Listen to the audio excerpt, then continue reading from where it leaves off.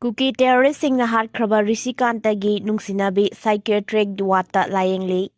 Kuki terrorist-singna tamthina tha asigi kunmathoida hatkiba mayalambam Rishikantagi Nungshinabi Churachampurdagi singnu hawkib Wakhalgi Leinana maram oiduna Churachampur district hospital gi psychiatric wata Laiyengli haire. Di printer phongba pawgi matung inna singnu hawkib asi wa fawba ningthina ngangna saba thakpa yaraduna layeng chathaduna leiri mahakka khangnaba mayalambam Rishikantra asi leikidabagi matungda phibam asi oirakibani imung manunggi mioisingna phungdoropagi matung inna doctor singna haibada mahak asi thokriba thodok adugi nungaitabana maram oiduna acute depression nari wari sananaba honarabasu hojik fawbagi oina ngamdri Pagalaknaba honabada matam khara changkhigani mahakki machena pung khara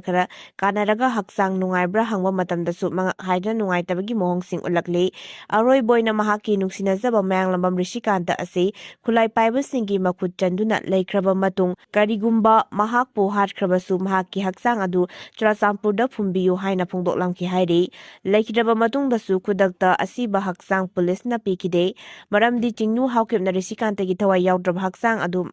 mahaki khul tuibongda leiron chanba pamki adubu Rishikantagi haksang azu Kaksing district da leiba mahaki masagi mayumda aroiba mathau mangam pangthokraba matung singnu hawkip asi psychiatric ward da layeng chathanaba hawrakhibani panba yabadi hairiba mihat asigi matangda thijin humjinnabagi damakta case asi National Investigation Agency NIA da transfer tawguna thijinnabagi thabak chathaba hawkhibani hawjik phawbagi oinadi thodok asiga mari lenena mi phaba natragana toppa action sing lokhatpagi thabak amata leitri social media platform singdasu thodok asiga mari lenena mihat asi kanana oiramgani haibagi matangda wafam kaya phongdoknarakli Rishikantagi imungnasu singnu hawkip asi phaduna wahang pahong tawnaba taksinkibasu leikre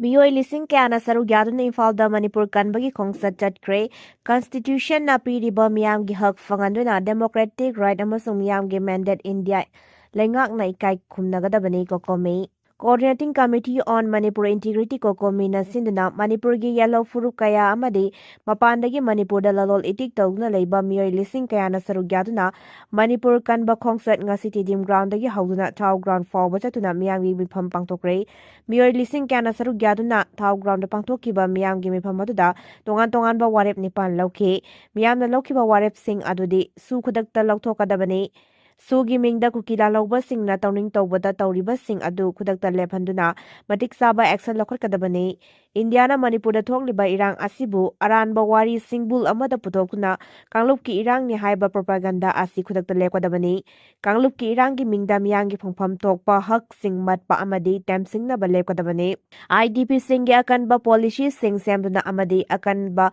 akaknaba matamgi manungda masagi mayumda hanjinhankadabani loinana IDP singbu luna chana tawbiduna makoibu section na ngaksenbigadabani sin Kuki narco terrorist singgi cross border terror activities sing lefangadabani makhlgi cross border network sing thugaiduna elegant infrastructure sing lokthokadabani constitution na piriba miyamgi hak amasung lengak lehallu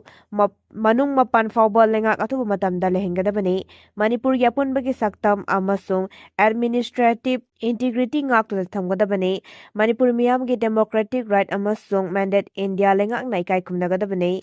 Manipurda NRC natragana manaba makhlgi mawong ama puthokuna athuba matamda matam sangna India lengakna ayaba piduna changsillahan khiba mitopsing handokadabani National Highway singda maitei singna athingba amata yawkana chathoka sinja hangadabani haiba warep sing laiki Thauram aduga mari leinana kokomigi ngasi pangthokiba rally adugi organizing committee gi convener Trojit Kuman na hai ngasigi chaliba khongsat asi Manipurda thokliba khanghaudana kangkhong sahanduna thamlakhiba charangna bafibam asigi mayoktani komja lisingani kulumdoi me ohumdagi hauduna tholakhiba khosemgi irang asina Manipurgi miyambu khangu thakta ngauduna irang asi loisindana thamliba asigi mayoktani that kuntrani thoi suraba irang asi irang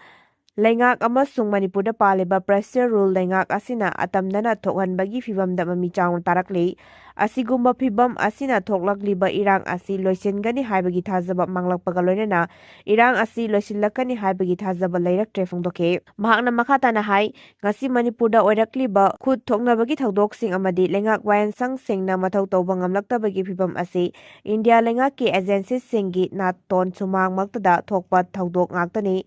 singda paktakna yengsinbinaba yaugana sandorakliba popi thabagi thabaksing asi mafam kayada Assam Rifles amadi Central Force Singgi camp mamangda leirabasu karisu tawdaba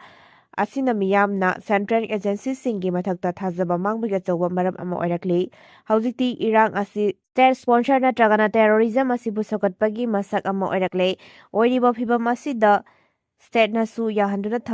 thambaga pangkhak oire haukiba chahi December 13 torbung mamang lekai da bom tharaduna amasung nomai kapsanduna mafam adugi khonja singbo ki khangpiki adubu thodok aduga mari lenina narco terrorist sing ama fawba phaba punbagi amasung action lobagi thabak lengak asina chathadre masida sunatana tha asigi 13 da saiton nganu konda IED bom pokai handuna miyamda aki akhang piduna asok apa nangan krabasu lenga ke makedigi miyamda lairiba jingnabasing asi koknabagi masak tokpa tabaksing amata lakhatre India lengang na Manipur da chathariba proxy war khudakta lekwadabani leptaba tarabadi miyamna su India lenga ke mayokta akan bathabak lokhatpa hauragani India gi national interest na Manipur gi indigenous right namthaba yaroi kotu para tambina ba Supreme Court ta wakalagani malem Kotu yauna Kuki community da best of organization asibu matam chupagi oina makhlgi activity pumna makhlgi mateng laukuna athing bathamana ba amasung state asige manung fauna saliba national highway sing da akarana maitei furup setpada athing batam liba sing asida matik saba para ama tambina ba miyam gi mateng galoina Supreme Court ta wakatna ba sem sare haina social activist malem thongamna thadorak pa cherola man hairi cherola sina hai Manipur da housing nangliba awa ana kaya asida haktheng na saru yaning bagi wakalonda India da lairiba miyamda paujel puba khongsat ama satke komjali singani kun mangagi October ani daginan December 18 fawba numit humputara ga tare ni chupna Delhi gi kuchup minar dagi Imphal gi kangla tamna khongsala kiba cycle for Manipur pace ki khongsat amaga mari leina haukiba December tang 13 ta senapati yoksilakpada Committee on Tribal Unity kotu gi maikaidagi statement ama thulaktuna phongna warning tawrakpaga loinana kangpokpi phawna khongsat adu lakna bahairaki miyoibagi minungsi yengbidina pung 13 gi manungda atingba du lakthokpinaba kotuda haijarabasu atingba du hena kansilakibaga loinana numit 15 ni helaba fawba aihaki ingsikpa santi gi paujel puba khongsat adugi matang daikai khumna ulak kirabagi thawong amasung constitution gi article 19 gi makhara national highway da miyoi amana maningtamna chatpa yabagi hak khungauna ke organization asigi thawong asigi mathakta matik sab action lokhatpiu haina January anida hangang police station gi kuthangda kangpokpi police station gi osida aiba cherol pisin ki adumung asi fawba kariguma makhal amatagi thabak lokhattaba asina maram oiraga makhatana asigumba thawong asi thokana ba Supreme Court ta wakal kadabani hairi hiram asiga mari lenina public free movement gi wakhalonda yumpham oiraga miyam gi khuyek lobagi khongjang hogdokna ba thawrang tawre hairi Pokpa numit 10 ni khakta ngairiba masa hundoklamlaga thiba khrangna leiriba nirodabu thibada mateng pangbiu sanulal saliba thasi kuntare leba pokpa numit ke hinungalamdaida pokpa da ngairiba numit 10 ni fadriba masa hundoklamlaga I noribi soram ningon salam ongbi niroda mapureba salam tomba Wakaitel lamdongda leibi asi ngasi phawba thiba khrangna leirakpa asi salai apunba nupi lamjinglup sanulan gi mama oibising na thamoi sokna nungaite haina sanulan gi secretary akoi jamsanti leimana press hadurak pacherola mana hairi cherola sina hai iramdam asigi ireisa singna lambi lamkhangda mining kumlibi niroda bu mateng pangbiduna thambiraga sanulan gi telephone number sing haibadi 9233028400 97736782669 amadi 89746890 da pau pibira uhairi loinana khunai sida Maraibak thirabi isa ningol oibi singi damakta sanulana thonglaun hangdukna leiri I noribi nirodagi khanwada thamoi kaidaba ngamde mahak yamna thuna thoroktuna isagi apen da punna makhana si haiba wafam su cherol asin hairi Dubai da angakpa moongda sanagi city sagalambagi mathakta leirak kaya su sanana semba hauramlei Malenggi khwaidigi senjau paiba lebaksingi manungda ama oiriba Dubai da yamna angakpa moongda sanagi city sagalakpaga loinana leirak fawba sanagi semba haurakre haina pungdurokli report asigi matungina Dubai government ta pakhalakliba thawrang asi New Dubai Gold District haina khangnaba project asigi manung channa pakhalakpani project asi Dubai gi government na malemgi oina Dubai hyriba lebak asi sana amadi likon gi hub ama oinabagi manglana pakhalakibani Dubai gi sana gi city haina mingtholiba mafam asida yamdrabada sana khakki retailer listing amarom hena lay thorang asi Dubai na pakhalakre tabadagi malemgi lebak singna Dubai gi city adubu city of gold haina mingtholakre Dubai Department of Economy and Tourism na project asi athuba matamda mai pak na miyamda khusinaba ngamlagani haina phungdorokli Trump ki Leinana First Lady Melania gi documentary film sathina flop satkre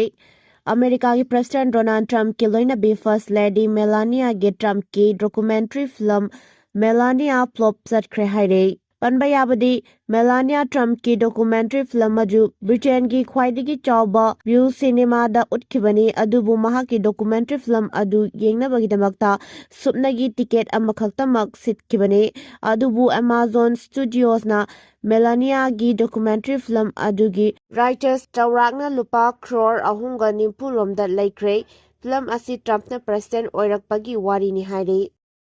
Drone factory sanabagidamagta Bangladesh na China da lam acre chanipan gayankai pikre China na su fighter jet kun pirakadore Drone factory sanabagidamagta Bangladesh na China da lam pikre China na su Bangladesh da fighter jet kul pirakadore haina phungdorokle Bangladesh ki Chatagaw hyriba lam asida India na special economy zone chanabagidamag thawranglambani adubu Mohammad Yunus Khan gi lengak heklakibadagi Bangladesh kayana ki bawafam adu cancel tawraktuna drone factory chanabagidamagta China da oina lam adu pitokibani lam asi chawrakna ekar chani panjang khairom chawi chahi asigi loisilakpa fawbagi manungda China na lam asida drone factory sabagi tabak chatharaklakani hairi ningsingba yabadi Bangladesh na hauji drone factory lingnabagidamagta China da pikiba lam asi 2015 da Bangladesh amadi India gi marakta Sheikh Hasina kayanaduna special economy zone sengotnaba tharanglabani adubu Sheikh Hasina gi lengak tukibadagi yanaba aju Muhammad Yunus Khan na kakthatlaga lam asi China da pithorakhibani masigi mahutta China na Bangladesh da fighter jet kul lomsu piraklagani haina report asina makhatana phungdurakli